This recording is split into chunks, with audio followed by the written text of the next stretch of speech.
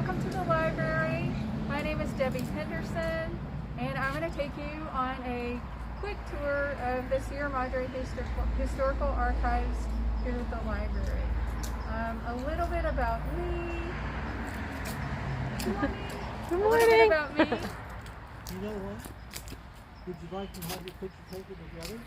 Oh. No, thank you. We're doing a live tour right now. Thank you so much. A little bit about me. I studied history at Rutgers University, picked up my bachelor's degree there, and then I received my Master's of Library and Information Science from UCLA. And then I started working here at the Sierra Madre Public Library as the archivist shortly thereafter. So enough about me. I want to talk a little bit about the start of the collection.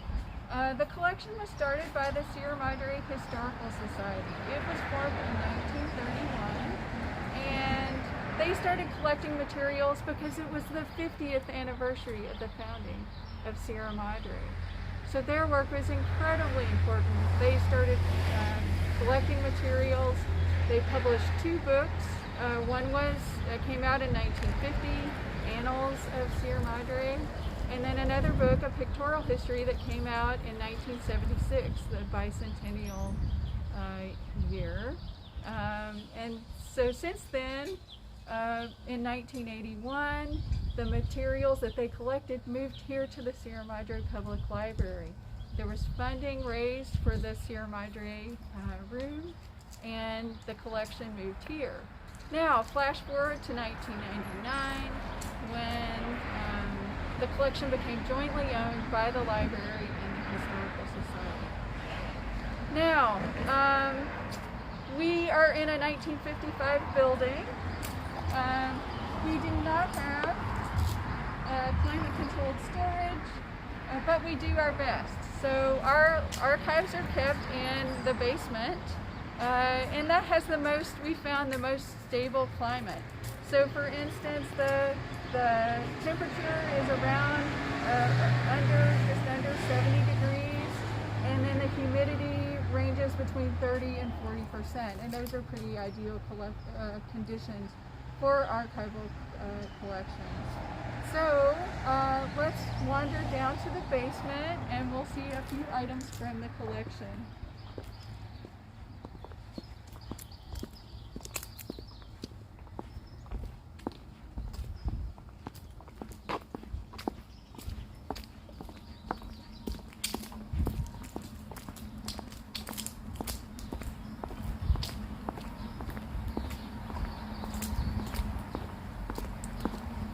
So you might have noticed that I'm wearing gloves. Archivists always wear gloves, not only in pandemic times, but all the time. We do that to protect the historical materials. We don't want the oils in our hands to get onto the historical materials.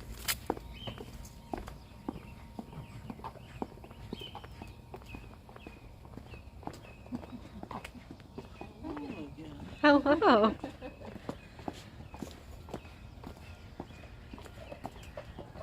Okay, here we go. Down into the basement, very carefully watching our stuff.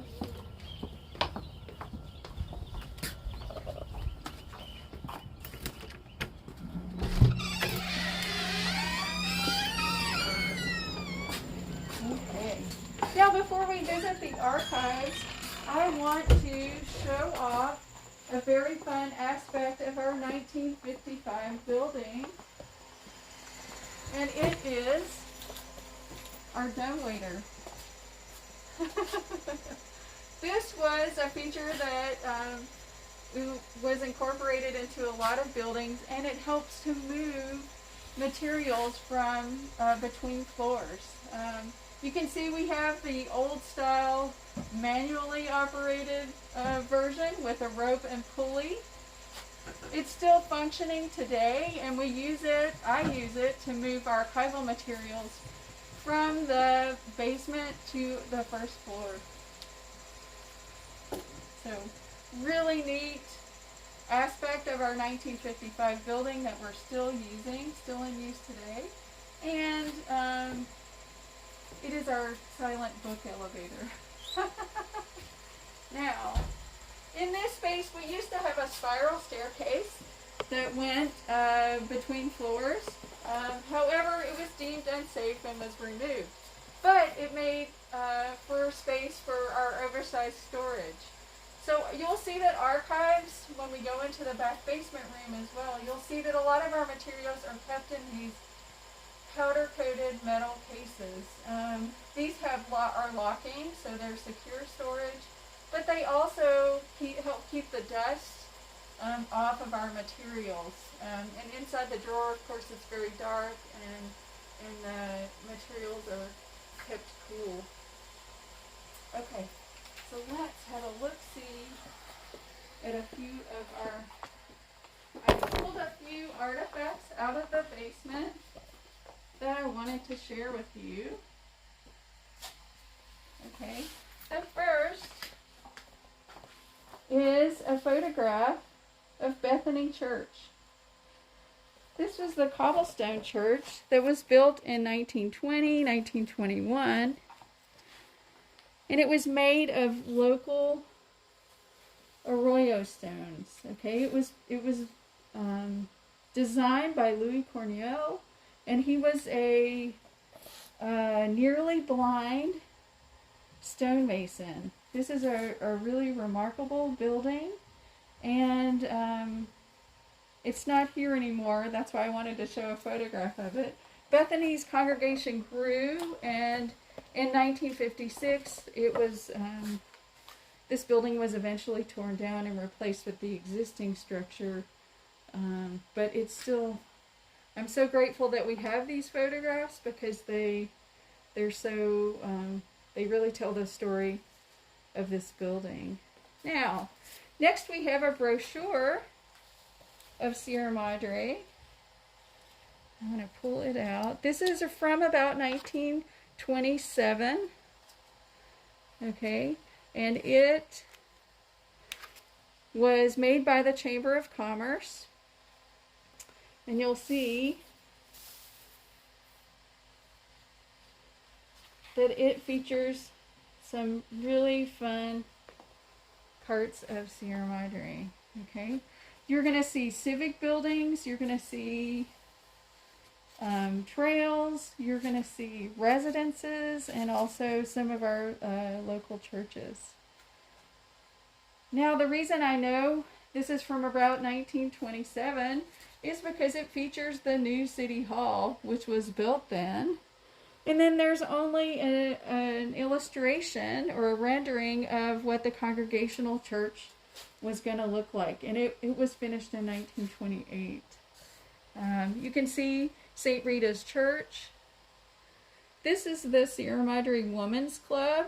So this is the building that was located where City Hall originally was.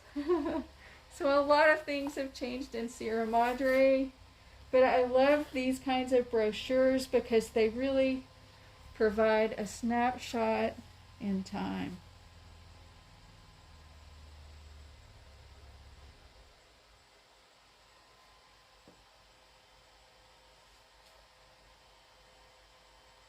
You'll probably recognize some of these structures. You've maybe walked by them, but know that they were important and they were featured in this brochure. You've probably noticed a lot of the enclosures that our materials are in. We keep photographs and in these mylar enclosures. And so that helps keep fingerprints off of them. It helps protect them. And also, when you're pulling them in and out of the sleeves, that keeps anything from abrading them. We don't want them to scrape against the envelope or anything. And again, that helps keep the dust off and helps protect a lot of these materials. Now, the box that you see sitting there is not a shoebox. It is a box full of postcards. And I want to share a couple with you.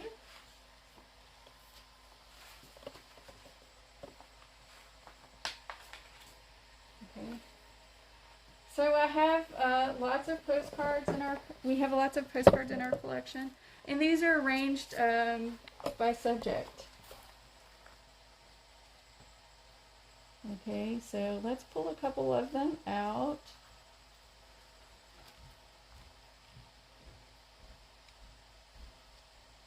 Okay, so here are two of them. These are postcards of Sierra Madre School. Okay. This one is of the first one is of the building. This postcard was actually mailed in of an early building. This is the building that was on Highland Avenue. The postcard was actually mailed in 1908. This is great because we have the Sierra Madre postal mark and the 1 cent stamp. I love that. Okay. This building, this school building had 5. This is on Highland Avenue, the Highland Avenue site. Remember, the school had to be moved from its Kirsten Court location because the Pacific Electric Railway was coming into town. And that arrived on January 1st, 1906. So the school had to be moved. It was, this 5-room school building was put up. And so this is a great image of it on this postcard.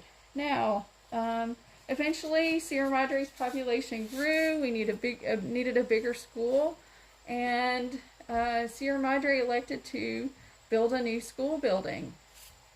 And so this building was replaced with this one in the early 1930s. And I love this postcard. It was mailed in 1941, but you'll notice that it says high school. People were so impressed with this building, they just assumed it was a high school.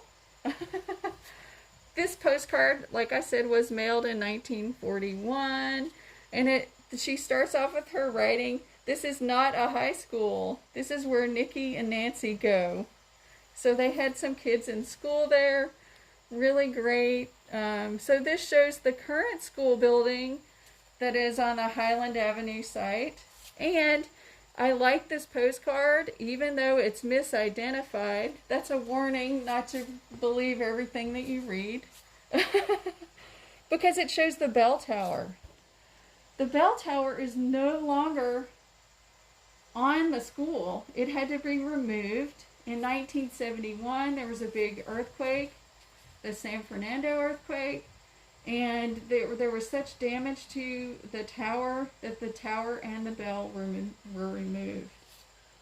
Now, eventually, a few years later, after that, the Historical Society put up the bell tower in Kirsten Court, because that was the site of the school before this one, and the bell moved back to that site. You can still see the bell in the tower today.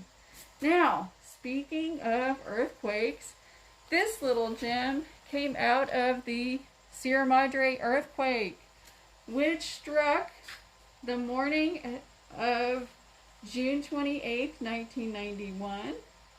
I love this artifact. Somebody decided to make this to commemorate. Every now and then you will see a vehicle cruising through town with this bumper sticker that says, "I survived the Sierra Madre earthquake."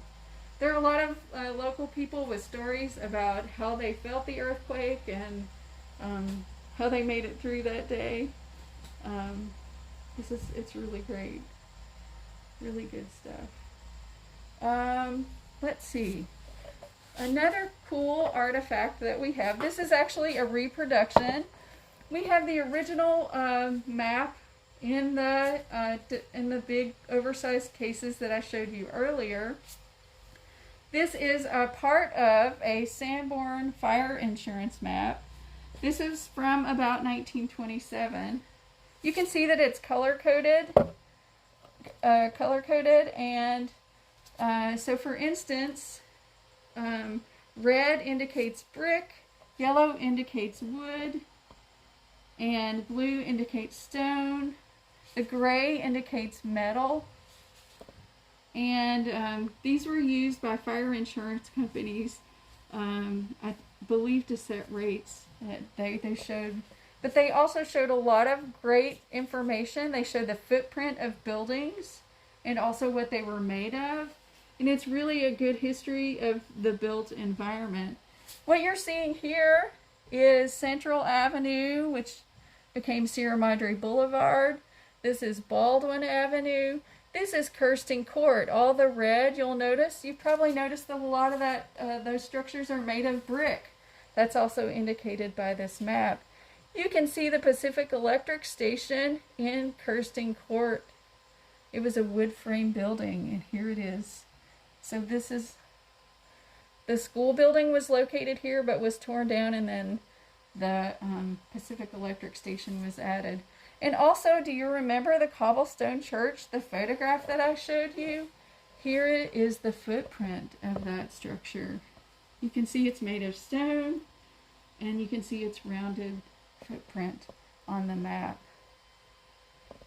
Really great. Okay, so we're going to walk back into the storage area. I want to give you a sense of what that looks like.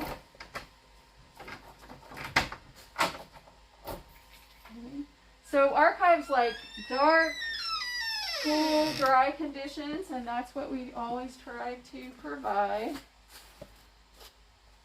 Okay. Again, you're going to see a lot of metal cabinets, and you're going to see a lot of archival supplies. This is kind of my supply corner, and we do like to keep it dark and cool and dry in here. And if all else fails, we do have our good luck troll who is always watching over the collection.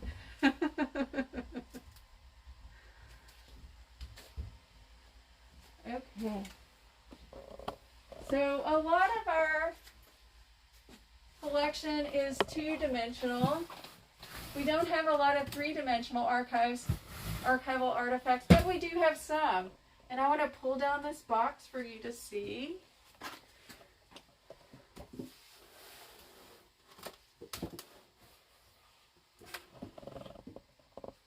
Okay, and here are a few three-dimensional artifacts. Most of our 3D artifacts are on display up at the museum. So if you visited Lizzie's Trail Inn or the Richardson House, you may have seen some of those artifacts. Today I want to pull out this cool artifact. This is an unusual artifact. This is a specimen, and this specimen was collected in June of 1969 by a man named Mel Thompson.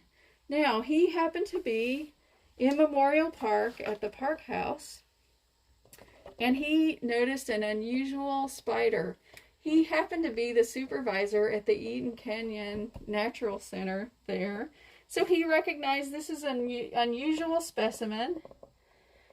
So he sent it to an entomologist friend, and it was identified as Loxosceles lacea, which is a South American variety of the violin spider.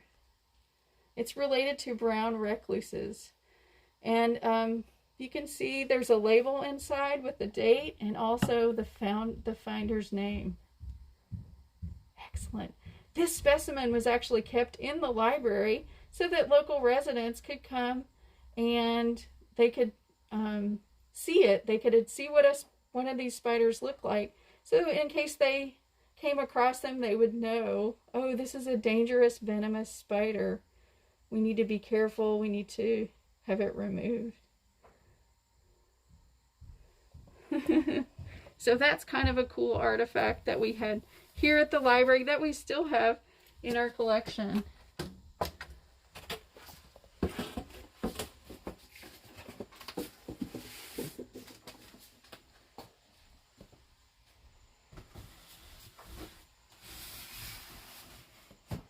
Now, related to that artifact, is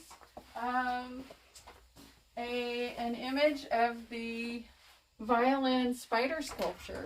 This sculpture was created after the finding of the dangerous venomous spiders in Sierra Madre. And a man named Sergei Etienne he was at PCC, and he made a metal spider sculpture, and he snuck it into Memorial Park, and he put it there. Well, we didn't know where it came from for a long time, but he finally confessed. This is what the sculpture looked like. He has provided an image of it. Eventually, the city accepted this as a donation, and it was displayed in Memorial Park. A protected area was set aside for it. However, the spider sculpture was stolen.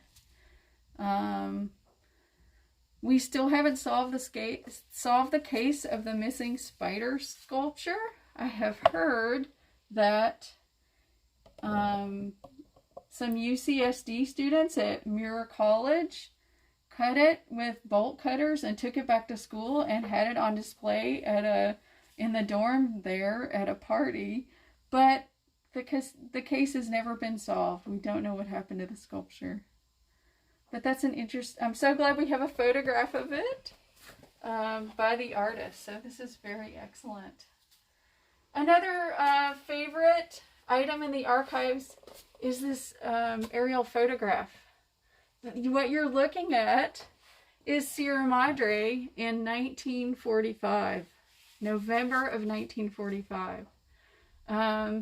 This is wonderful. You can really see what Sierra Madre looked like before the post-war economic boom and rapid development.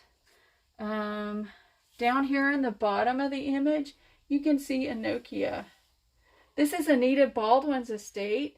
It was a 3-story, 50-room mansion. It was built in 1913.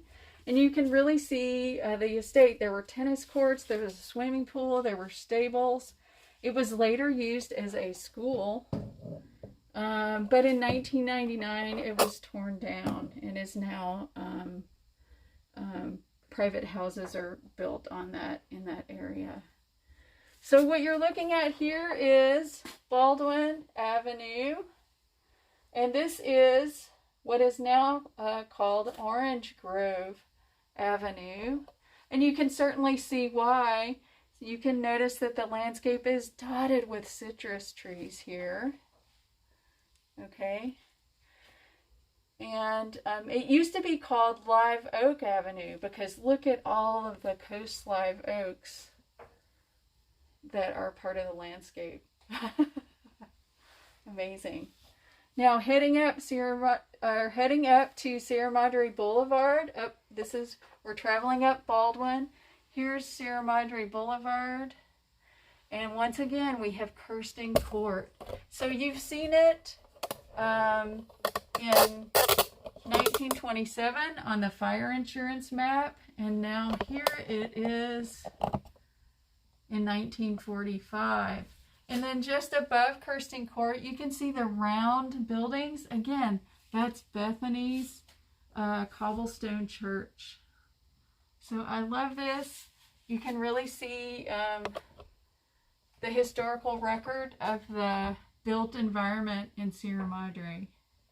Really amazing. This is a fun one. I'm so glad we have it. We're going to finish up today with one of my favorite items in the local history collection.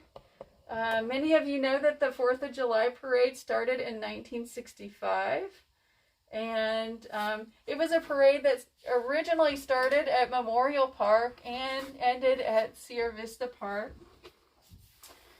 And we are very fortunate to have a neat artifact from that. If I can get into my archival box here.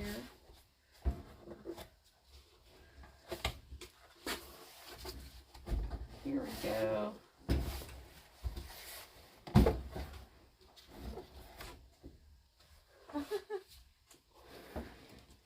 is a belly dancing belt that was given by Catrilia Angus. If you've ever seen the 4th of July parade, you will have seen her along the parade route dancing. And she wonderfully gifted her belly dancing belt from the 4th of July to our collection. Back in May of 2018, our library received a grant and from California Listens, and Catrilia actually recorded her story about belly dancing, and you can see it on our website. We partnered with a number of groups that helped us make that with Story Center, and they helped make those videos possible. There are many other stories on our website too, so be sure and check that out. Catrilia did not limit her belly dancing just to the 4th of July, so be sure and investigate that. Okay, we're gonna finish up here.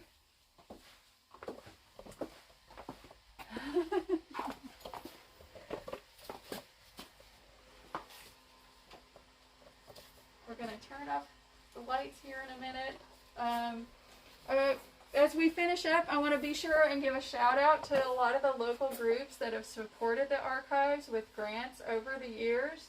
They include the Priscillas, Sierra Madre Civic Club, Sierra Madre Women's Club, also Rotary of Sierra Madre, and Sierra Madre Kiwanis. So grants that have made it possible for us to purchase supplies, and also to preserve a lot of our materials and make them accessible to the public. You can find a lot of information on our website. Also we've been able to digitize a lot of materials and make them available through California Revealed. We've partnered with the California State Library in order to do that. So hopefully you've discovered the Sierra Madre News available there, and a dictionary of Sierra Madre, a wonderful 1906 guidebook to Sierra Madre. If you want to learn more about Sierra Madre history, you may also read this book. This is the latest Sierra Madre Historical Preservation Society publication. It came out in 2009, and Michelle Zach did a tremendous job researching and writing about Sierra Madre's history. Many of the artifacts and materials in the archives are featured in this book, so you can check it out from the library, but you can also purchase it from the Sierra Madre Historical Preservation Society. So thank you so much for joining us during National Library Week. This has been a great opportunity to show off the Sierra Madre Historical Archives. I hope you found it interesting, and if you have any questions, you can certainly reach me here at the library. You can send me an email, or you can give a call. I welcome any and all of your questions, and certainly any of your feedback and information about Sierra Madre history. I love learning, and I look forward to hearing from you. Thank you for celebrating National Library Week with us.